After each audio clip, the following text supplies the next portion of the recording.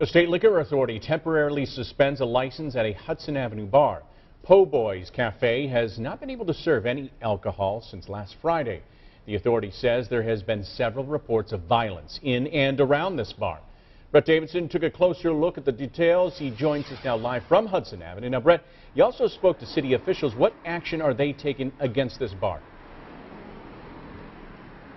Well, Scott, the city calls this place a public nuisance. The State Liquor Authority says it is a serious safety risk to the public. We caught up with the owner of Po' Boys Cafe today, trying to get answers about why there have been several violent incidents outside this bar.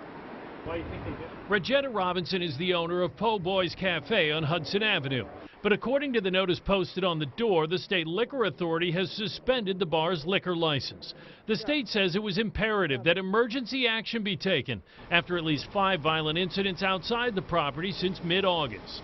It's very frightening, it's real frightening. Annette McMillan and her 4 children live directly across the street from Po' Boys Cafe. She says she's witnessed fights and gunplay outside the bar. A guy was out here shooting and like a bullet came almost through my house and across the street at the neighbor's house too, and it was like terrible where I had to duck at night with my kids. According to police referrals to the state, there have been 3 shootings outside the bar, one of which allegedly stemmed from a confrontation inside. The state says on another occasion a man leaving the bar fired shots into a crowd. Police also documented a large fight that required the response of 10 officers. We tried to speak with Robinson today. So why did this happen? They said there were a lot of shootings and fights?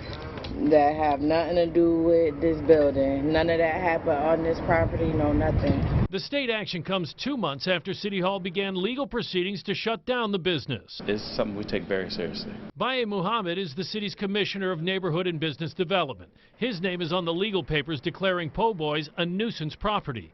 He wouldn't speak directly about the case today, but he says matters like these are about preserving quality of life. Nobody wants to walk outside their house and see anybody getting shot, anybody fighting. It's unruly behavior, and all we're trying to do is to provide a better community for residents to live here. Formally, the State Liquor Authority has charged Po' Boys Cafe with 4 violations: disorderly premises, assault, having unlicensed bouncers, and for becoming a police focal point. We're live on Hudson Avenue. Brett Davidson, News 10 NBC. So, Brett, you spoke to the owner. Is she fighting the charges?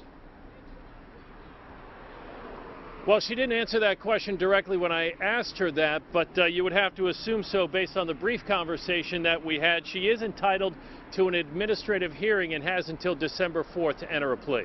All right, Brett Davidson live on Hudson Avenue. Thank you for that live report.